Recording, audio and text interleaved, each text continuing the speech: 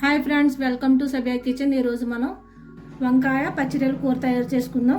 కావాల్సిన ఇంగ్రీడియంట్స్: వంకాయలు నేను 1/2 కిలో వంకాయలు తీసుకున్నాను.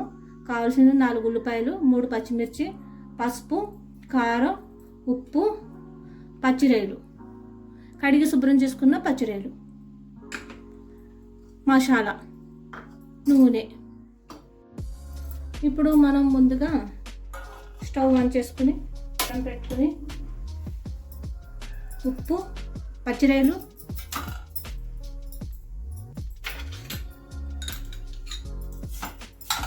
ఉప్పు కలుపుకున్న పచ్చిరొయ్యలు, దాంట్లో కొద్దిగా పసుపు వేసి పచ్చి పెట్టుకోవాలి.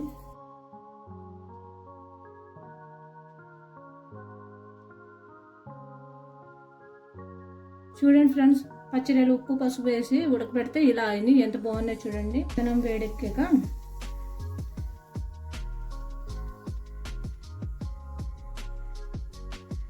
ఆయిల్ పోసుకుందాం. గరిట ఆయిల్ పోయాలండి. ఆయిల్ వేడెక్కాక మనం పచ్చిరొయ్యలు వేసుకుందాం.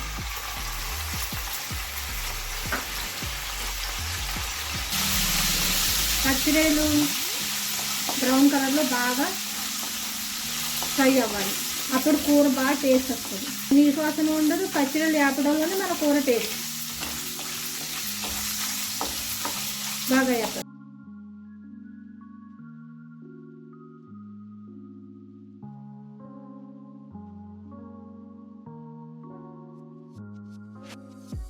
ఇలా ఎరిపెక్కాక మనం సన్నగా కోసుకున్న ఉల్లిపాయలు వేసుకుందాం.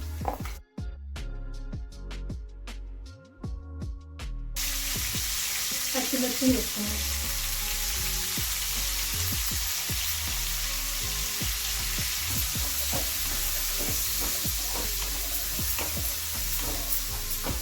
ఇలా పచ్చిమిర్చి వేసి దీంట్లో 1 స్పూను, అంటే ముందు పచ్చిరొయ్యలో ఉప్పు వేసుకున్నాం కదండి, ఇప్పుడు చూసినా కొద్దిగా వేసుకోవాలి. కొద్దిగా స్పూన్ కూడా వేయలే, కొద్దిగా వేసాను. వేసి మనం ఉల్లిపాయలు మగ్గే వరకు మూత పెట్టుకోవాలి.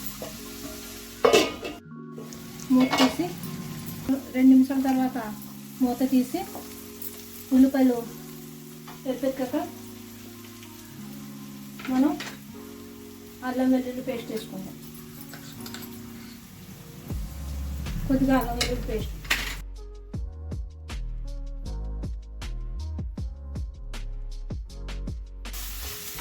అల్లం వెల్లుల్లి పేస్ట్, ఆనియన్ ఎర్రగా అయ్యాక ఇప్పుడు మనం కోసి కడుగు పెట్టుకున్న వంకాయ ముక్కల్ని వేసుకుందాం.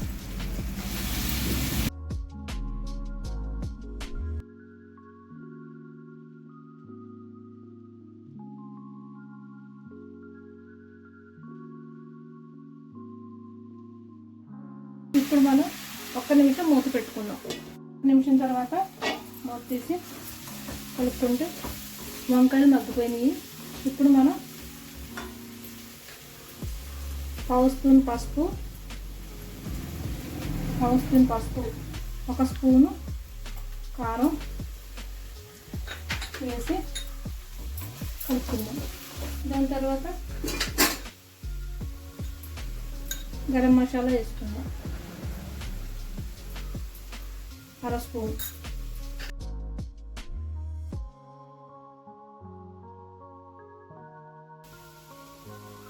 అర గ్లాసు, దీంతో 1 గ్లాసు నీళ్ళు వేసుకుంటే సరిపోతుంది.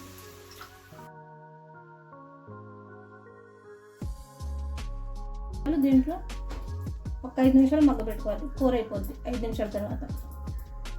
కొద్ది వాటర్ సరిపోతే మరి కొంచెం వేసుకోవచ్చు. కొద్ది మీడియం సైజులో స్టవ్ పెట్టి మూత పెట్టుకుందాం. కూర రెడీ అయిపోయింది. 5 నిమిషాల తర్వాత మూత తీసుకుందాం. మూత తీసుకుని కూర రెడీ అయిపోయింది. మనం సర్వింగ్ బౌల్లో తీసుకున్నాం. స్టవ్ ఆఫ్ చేసి